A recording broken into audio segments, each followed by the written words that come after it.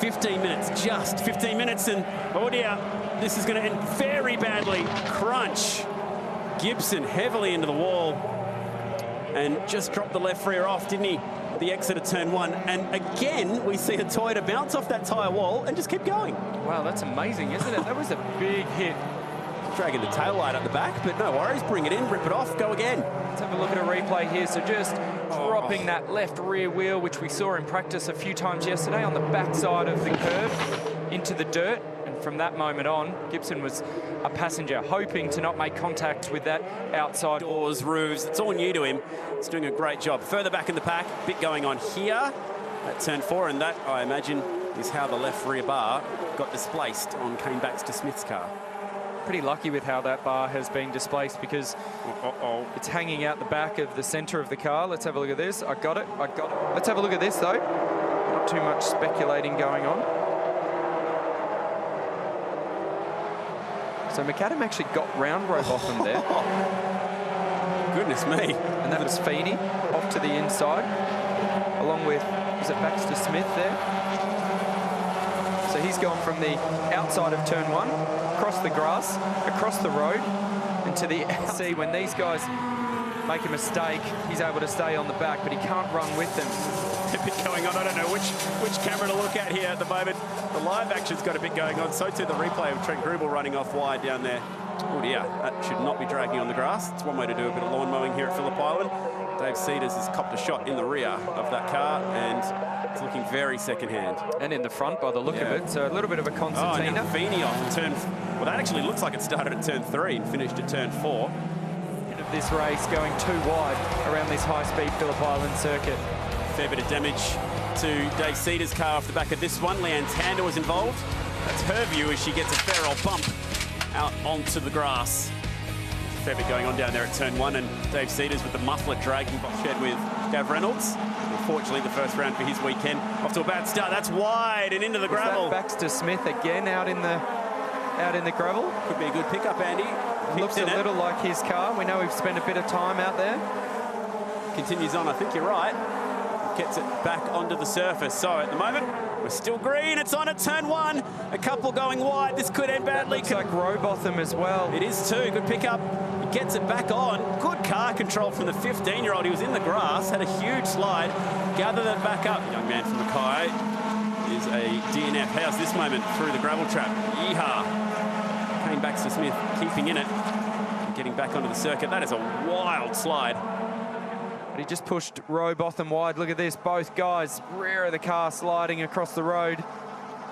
Robotham staying into it. Carroll slowing down. How you're driving it. About this slide for Baxter-Smith. Still got gravel coming out of the right rear of that car.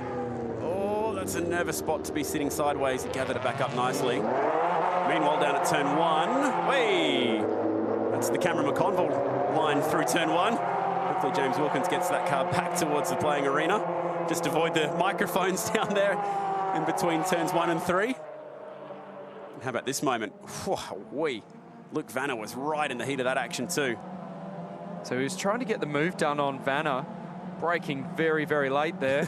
He nearly drove straight into that microphone. How long is this going to last? He just had the techno filter going on there on his microphone for a little bit. He wasn't beatboxing. He fancies himself as a DJ, does Cameron. Oh, wow, that's a huge slide for Zane Mawson. This is maybe how the mirror got dislodged. Here it comes. Haven't seen anyone get that wide yet today. There's the big top in the background where Johnny Farnham's going to be rocking it out later. Bang. In goes Zane Morse, the youngster from the ACT. Fair amount of speed on entry. So that was a massive moment, and it's really tricky through that. One of 2 females in the field. And welcome to Madison Dunstan, who has all the cameras and attention on her and does that at turn 11. For those that follow the coverage very closely, you normally see Maddie Dunstan running around in an Aussie racing car with McDonald's on the side of it. So she's turned her hand to the Toyota 80. Similar pace to you, so you can actually use a bit of that straight line aero advantage going down this long straight here at Townsville. A bit like this, although not quite like that. Just, Emily Duggan, the second of our lady races, Gets the pressure from Ben Grice. I can guarantee you that is not the fast way to do it. Yes, good toe, not so fast when they're trying to make their way around turn 2. Who's your money on? Well, we don't have much of a form guide, do we, Lee McCann? Whoa, was that a tyre letting go going into turn 1? Goodness me, right as we're about to talk about the lap record, something just exploded at turn 1. And it's not a tyre, but a piece of bodywork. That looks like the plastic inner tub liner that rolls up the inside of each guard on these cars. We check out a replay of what happened down here. Came Baxter Smith in the 56. Whammo. There we go. That got my attention. So that's a big piece of inner tub lining, and they use those for a little bit. Okay, let's check out some replays. This is what happened to Dave Cedars.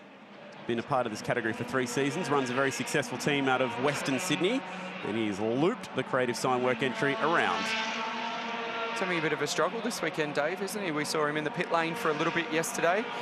Massive amount of curb there. In that he hit the curb so hard the mirror fell out of it. That is a lot of speed.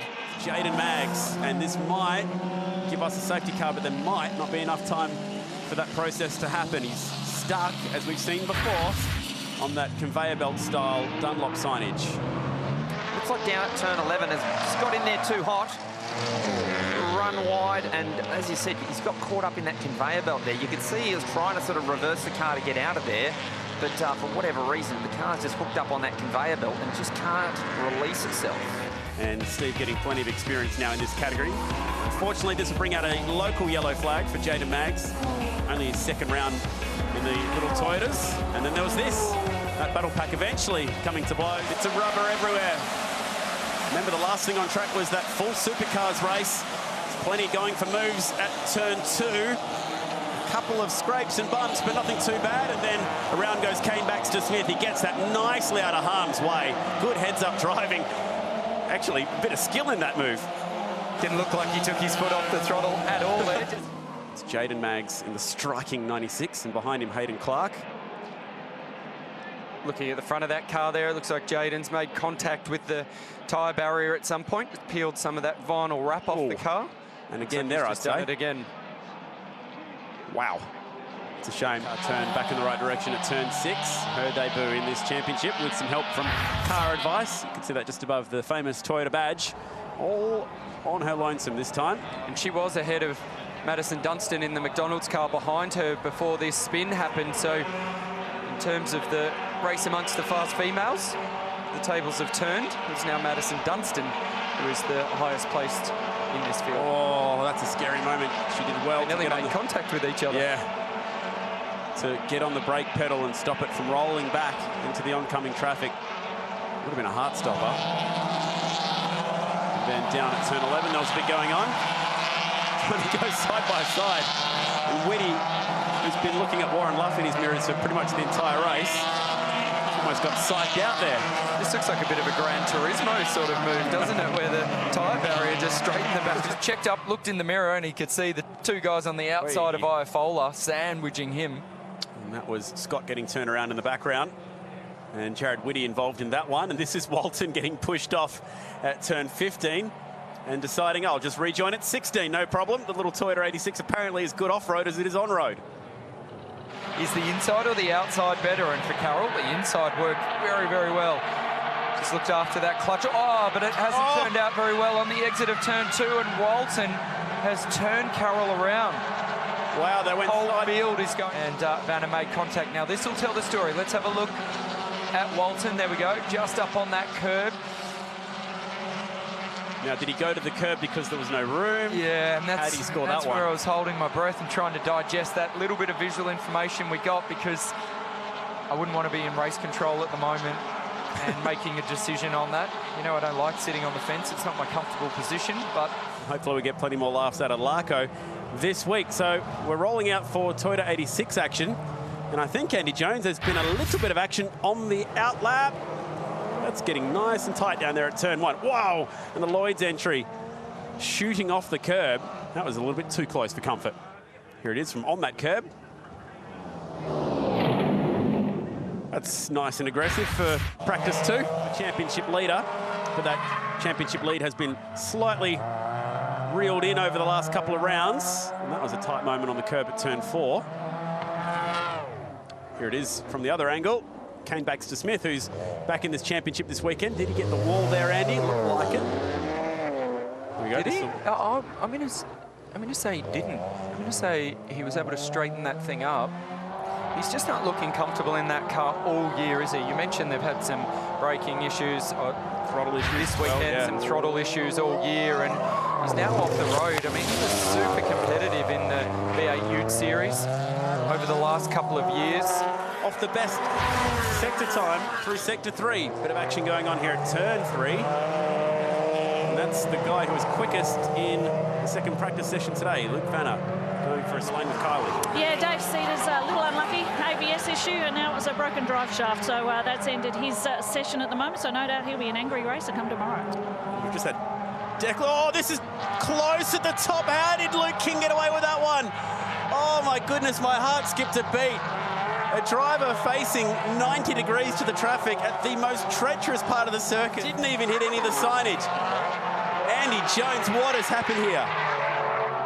We've just caught the back end of that, unfortunately. So we know it's a fast part of the circuit for Declan Fraser. He can't enter the circuit because of that train. And it was King that had a moment as this was all happening.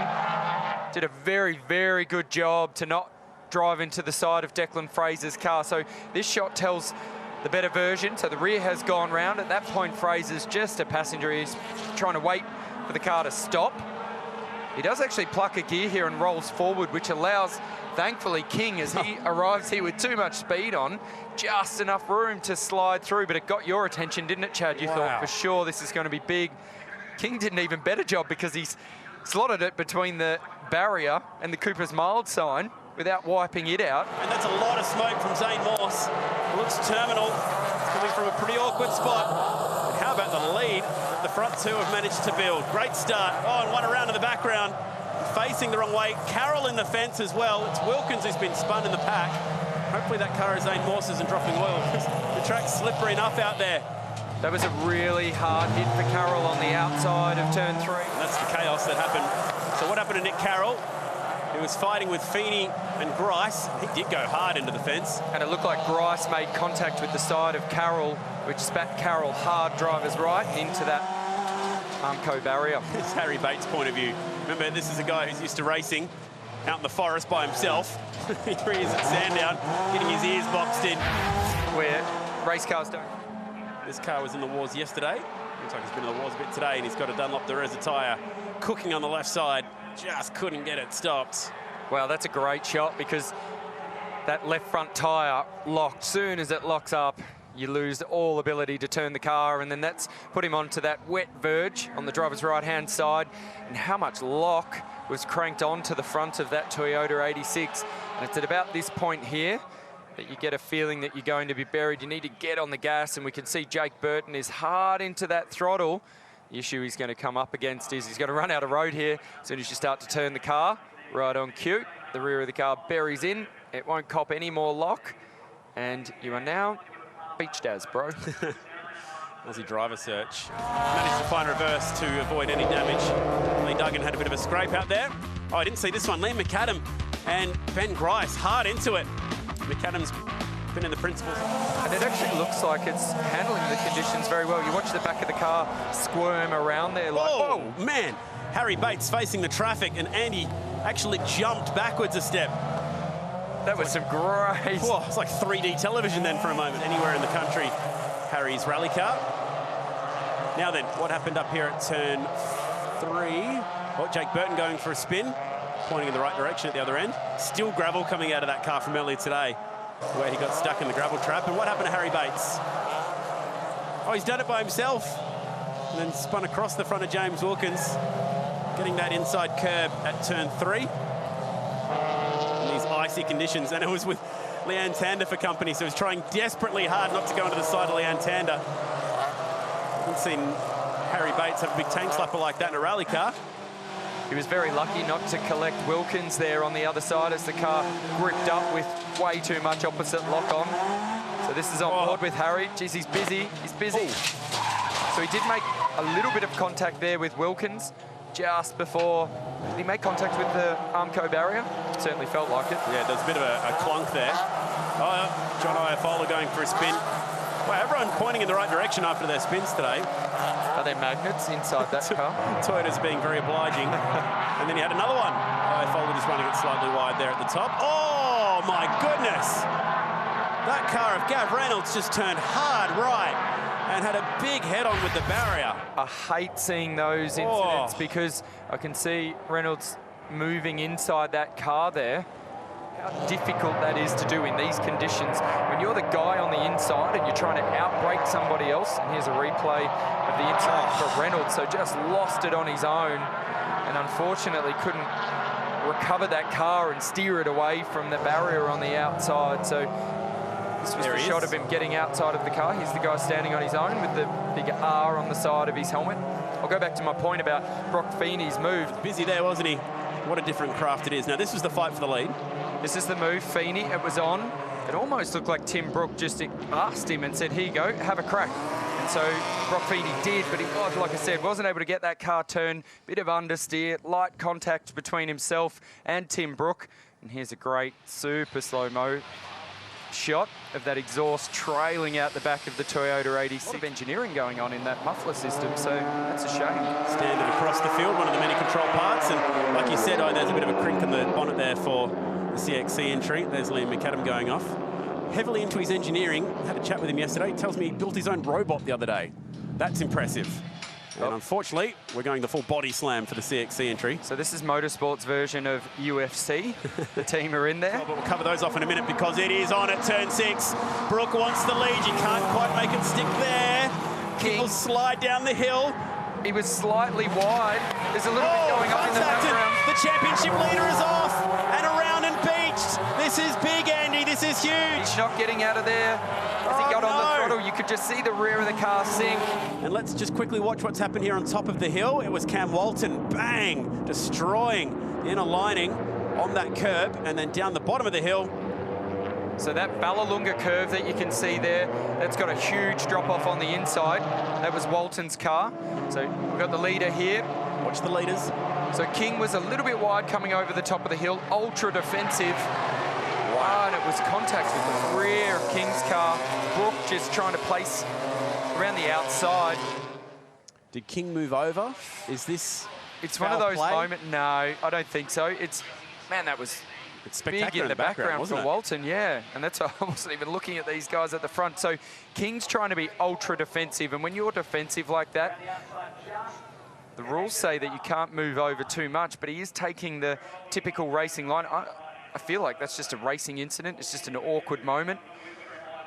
He'll be doing well if he's got away without a puncture as well. Neither party wholly or solely to blame for me. Wow. But the disappointing bit, regardless of who is to blame, the end result was that the championship leader in Tim Brook has ended up buried in the sand trap. This is big. It's going to cost him some points. Now, the other big talking point here, Luke King was leading. As a result of that, the Bravio entry of Luke Vanner was chasing him down the front. And that was a really nice start from Luke Vanner. Side-by-side action. Walton, hard into the wall. Aaron Cameron, and he'll skittle the field. Gutierrez gets clipped. Turn around, it's on in the background too. Another car heavily involved. I think that was Dylan Goulson who had a head-on. Leanne Tander caught up in this one. Harry Bates comes to a stop. Brock Feeney will pick his way through with damage to the bonnet. Separate to this incident, that was a hefty hit. 4 or 5 cars copping a whack. Jared Whitty hits reverse and gets out of there. Not a scratch on that 1995 paint job, I hope, for Harry Bates. He's copped a hit in the rear. Goodness me. Standy, which now balloons out to 6 winners this year, which is most ever. He's not happy with Cam Walton. He's doing a little bit of, mate, what was that all about? So we couldn't see who he was pointing at, but he's clearly not happy. I'd be amazed if it wasn't Cam Walton, because they were the 2 drivers side by side at that moment. So let's unravel here, Andy, what happened with this crash. Walton side by side with Cameron. Bit of a hip and shoulder. Those 2 make light contact, which put Cameron into the fence. He then lost all steering by the look of it, tagged the back of Gutierrez, and then from there, it was literally try and pick your way through this mess. Looks a bit more like a Talladega racing incident than a Toyota 86 racing incident. The big one, as you would say. Exactly. Wacko, that was big. So our cameraman there. Leanne Tander into the back of that car heavily. Dylan Goulson speared across to the left-hand side in dramatic fashion as well. Another angle of this one. So here we are, Walton in the black car. He had a big slide, Walton. He was trying to catch the car. It was totally unintentional, the original contact with Aaron Cameron. And you could see that right front wheel of Aaron Cameron's before everyone else made contact. He had no steering, so he was a passenger from there, and that's why, before he got in the medical car, he was waving at Walton and saying, mate, what's going on?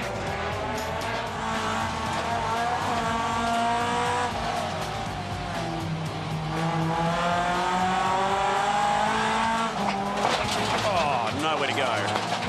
Whoa. And some flames on board two as well. hits for Leanne. The second one arguably worse than the first. And you can see she's just crossed her arms there in the driver's seat. Let go of that steering wheel. Make sure that she doesn't break any thumbs. So that's a good presence of mind. Reynolds, oh no, Simon Semelenko's gone into the wall at the chase.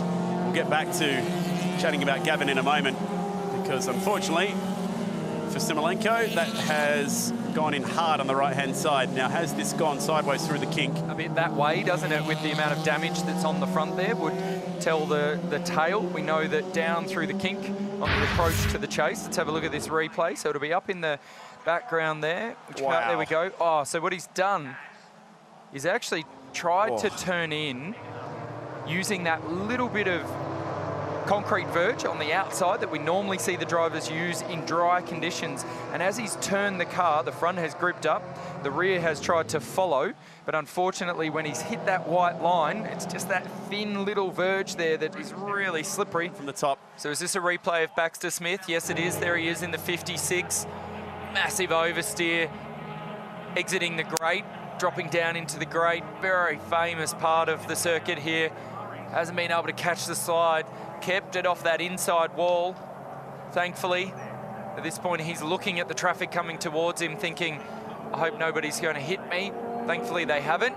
But unfortunately, Kane Baxter Smith, mate, you're going to make light contact or heavy contact with that outside wall. And that tells the story why that right rear has a whole heap of tow out on it. Put both corners in. What an amazing spot this is for a camera this weekend. It'll capture some pretty amazing images, and that's the first of many. And that could have been so much worse. Jeez, he was unlucky. Looked like he was going to get away with that. Just dragged the front of the car across, and then bang. Hard contact. Stuck in that wall, particularly with the angle. Severe amount of tow out that had, and that was the moment for PC. So the damage there, what we were trying to work out was, is that Cedars that's trying to go with him? He'll be on the outside for the break. That's a big accident. Caught up at the cutting, and this is going to be a big pile-up. Declan Fraser, George Gutierrez, damage to McAdam. Trent Grubel with a lot of damage. Burton gets through with a broken nose. Carroll escapes with Glenn Seaton, and thankfully there's a pathway through approaching the tyre power cutting, which should avoid us hopefully going to a red flag. But that was a big shunt. Ben Grice found the wall in a heavy, heavy manner. And I saw on one of those earlier shots, King just put it into first gear and has driven out of there. Looks like he's got some toe adjustments from somebody on the... That's important. He's second in the points. Yeah, but it doesn't look like a very healthily set up car there. Likewise for Grubel. Now, I was going back to that point of Ben Grice's car on one of the early shots. It looked like there was a little fire happening under that right front wheel. Now let's see if we can see what's happened here. Grice is the fluoro orange car at the back. It's behind James Davison. He looked like he was headed driver's left first, tried to catch it, and then it spat him hard right. So there's that fire that I was talking about. Let's hope that's out. The nearest car was John Iafola, who was caught up in all of that as well. Amazing that more cars didn't pick up damage. Let's go on board with Glenn Seaton. Wow, Glenn was onto that so early. Just goes to show Glenn Seaton, massively seasoned campaigner. Been a while since he's done some racing, but you never ever forget to look as far up the road as you possibly can on those opening laps. Through the speed trap. Vanna 211, Klein 216. He's got 5 kilometres an hour, more momentum. Vanna covers the left side. Klein tries to go around the outside. Can they both pull it up at the chase? They bang doors and Vanna goes around. It's a repeat almost of what happened to him at Sandown. 2 in a row have got away from him. And Tim Brook now with a chance to win the race. Last corner on the outside. Championship leader. Won't be able to do it. Dramatic circumstances. And they threw it down on the last lap. King got away with one yesterday when he was caught up in a opening lap crash. Dylan Thomas. Oh, Dylan Thomas to be careful. Oh, no! It's clipped James Davison on the way through and nearly turned that Toyota 86 upside down. That was a close moment, and there'll be more into it. Jaden Maggs with a heavy hit, and it's knocked the rear windscreen out of that car in a big way. An explosion of glass to start the day here at Bathurst, and that'll be our first Vodafone safety car. Good to see James Davison on the move. Totally innocent victim in all of this. Just look at all those shards of glass there down in the rear footwell of the Toyota 86. That's disappointing. Oh, look, for me, I always hate seeing torn up race cars, just knowing how much effort goes into getting these things out on the circuit. But thankfully, both drivers have gotten out okay. That's good to see too. Good sportsmanship. Jaden Maggs saying, look, you know, I just checked up to avoid Dylan Thomas. I wasn't able to see you because I was reversing, spinning. Thankfully, the two cars have made contact in the rear and there's no side-on impact. So let's have a look at this replay. King up on two wheels. While we were watching that, Dylan Thomas has arrived at the chase with huge commitment. To be honest, it's about this point here where Dylan Thomas needed to come out of that throttle. He got out of the throttle too late, and by that point, James Davison could do nothing. Looking very much like the old Holden stunt driving team. Yeah, very lucky that didn't go over. Now, something obviously has happened out here while everybody else is trying to avoid James Davison. Maggs has had to make evasive action. That's caused him to spin, and that was a big impact. Here we go. Let's just watch this from James' point of view. So you can see Dylan Thomas there. He's out on the right-hand side. And it happens as quickly as that. When you're in the driver's seat, you have a split second to make that decision.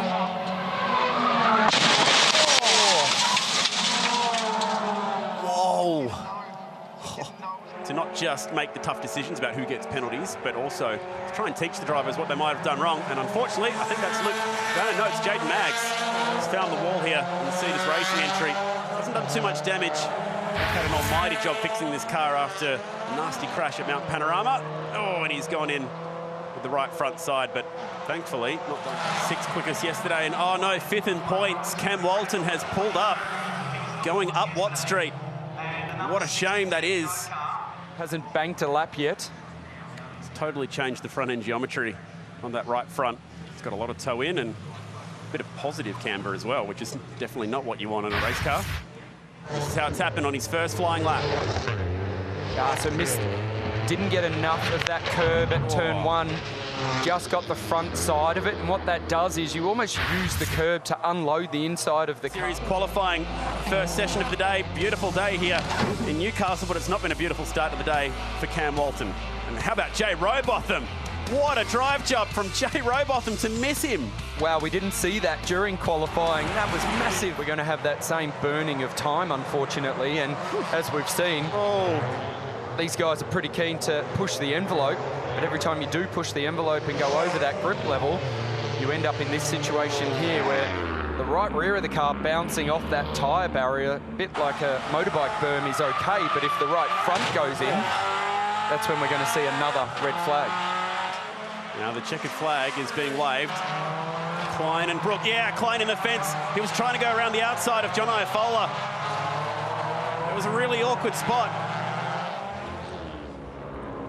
It's not massively dirty off the racing line, but dirty enough. It wasn't far over to the left-hand side where he wanted to be. And they're getting busy in the first of the three races this weekend.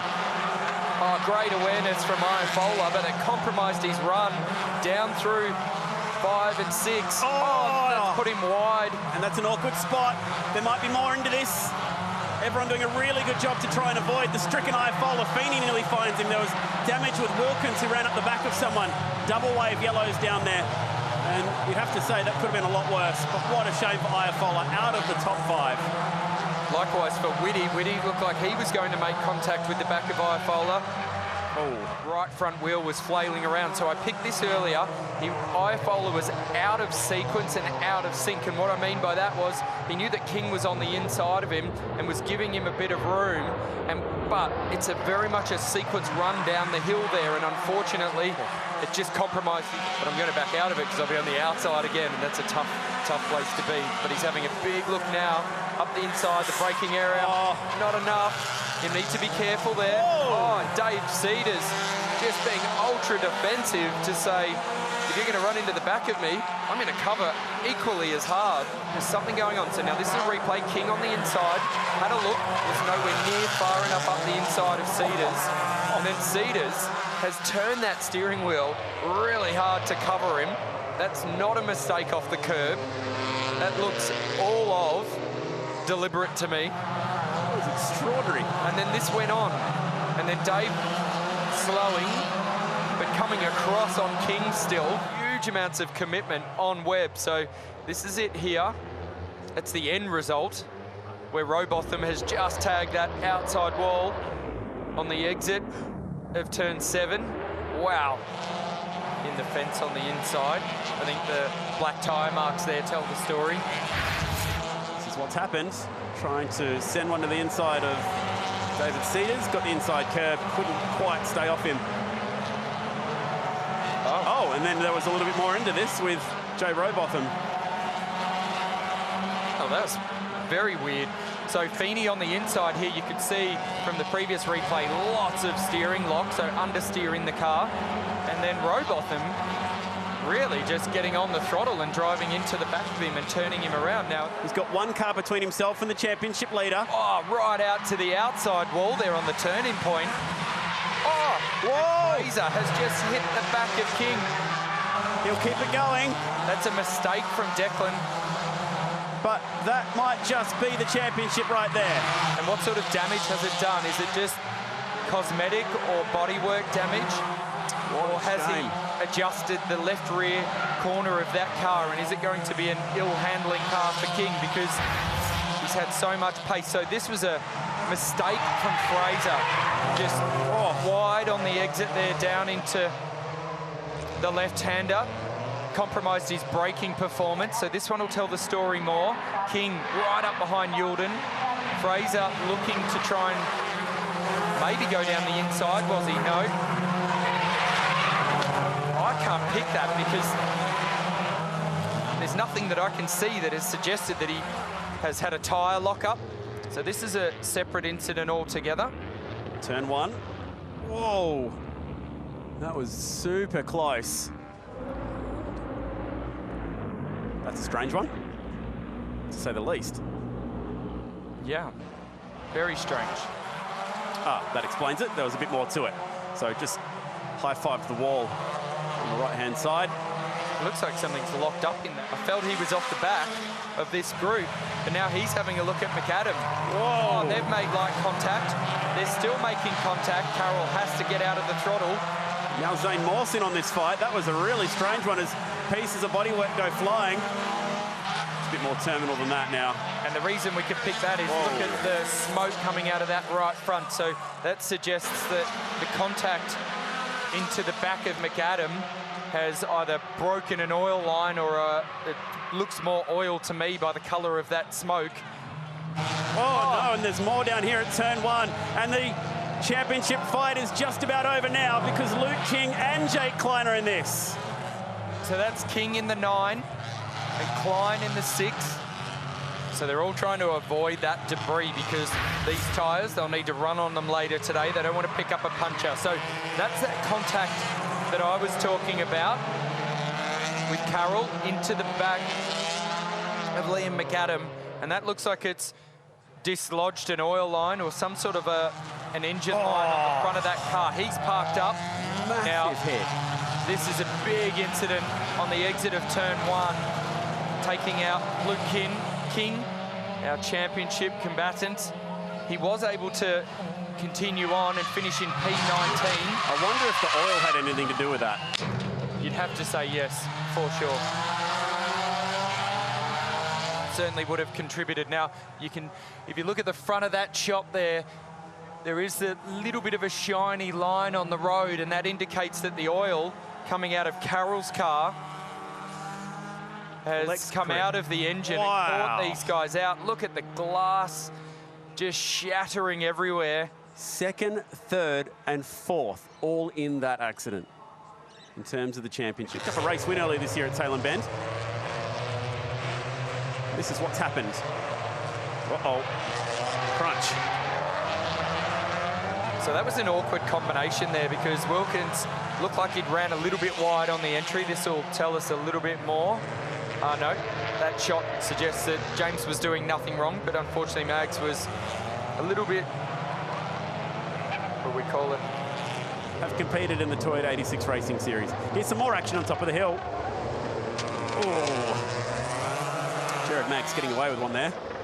Which is a testament to just how well the competitor base is looked after in this category. And we've spoken about it all year long, Chad, and that is, it's not just about, James certainly was. So I want to have a look at this replay because this happened while we were hearing from James. It was an awkward moment, and that tells the story. It's Emily Duggan in the 84, Cameron Crick in the 7, looking to trying to get by Emily down to turn 4, but unfortunately, he was